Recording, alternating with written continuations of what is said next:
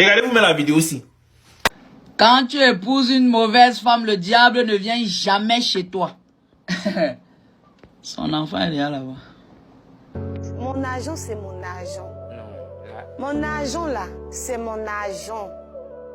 Quand on venait se marier, on n'a pas dit, ah Jennifer, ce que tu vas gagner, ou bien ce que tu gagnes là, tu dois me dire. Mon argent, c'est mon argent, je fais de mon argent ce que je veux, je ne suis pas obligée de déclarer. C'est lui l'homme. Moi, je suis juste la femme. Je suis sa pote. Non, mais Jennifer, tu es en couple avec lui. C'est-à-dire, moi, Oui, je suis même mariée avec lui, mais ça ne change pas. C'est lui qui allait te chercher. Elle n'est pas en couple, elle est mariée, maman. Ça ne change pas les données. Oui. Mon mari a les mots de passe de mes comptes bancaires. Il a accès à tous mes comptes. Il peut se servir quand il veut, comme il veut et comment il veut. Cette phrase a été le déclencheur d'une vague de haine, de commentaires négatifs sous l'une de mes vidéos que j'avais postées.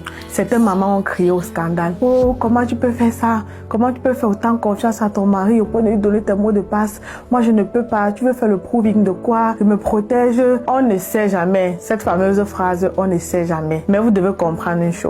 Dans mon couple, l'argent n'a jamais été un problème. L'argent n'a jamais été une source de dispute entre mon mari et moi. Et ça ne sera jamais le cas. On a tellement banalisé les finances, banalisé l'argent. Pour nous, l'argent, ce n'est que du matériel. Ça aide à vivre, ça aide à avancer, mais ça ne doit jamais être plus important que la paix de notre foyer. La base de notre couple, ce n'est pas l'argent. C'est plus que ça en fait. C'est tellement plus que ça. C'est la communication, c'est le respect, c'est la confiance, c'est l'amour. L'argent ne peut pas venir diviser ce qu'on a construit. Ça ne peut même pas être une source de méfiance entre mon mari et moi. Et dire que ce matériel-là, ce truc tellement, je veux dire quoi, tellement insignifiant, est une arme de destruction massive dans tellement de couples et c'est vraiment dommage. Au contraire, ça doit être un allié, un plus, un atout pour permettre à un couple d'avancer, d'atteindre leurs objectifs. Je ne dis pas que vous devez faire la même chose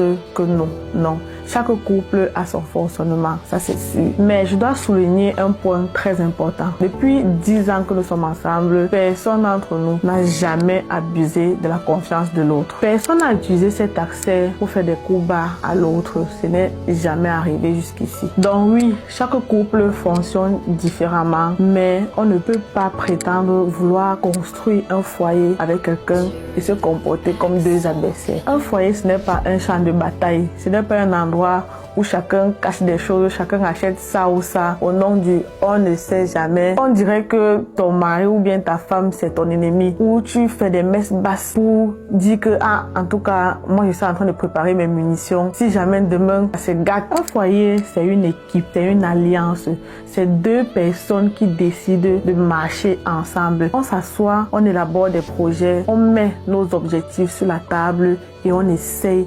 d'avancer ensemble, main dans la main pour le bien du foyer, pour le bien du couple, pour le bien et l'harmonie du couple, les enfants. Donc oui, mon mari a accès à mes comptes et moi aussi j'ai accès à ses comptes. Ce n'est pas juste une question de mot de passe, c'est une question de confiance. Une femme qui ne te donne pas l'argent ne l'épouse pas. Une femme qui ne te donne pas l'argent ne t'aime pas. Je jure devant ce que je prêche. Femme peut te donner son corps sans t'aimer. Elle ne te donnera pas son argent. Non. Choisis mal ta femme, tu rates ta vie.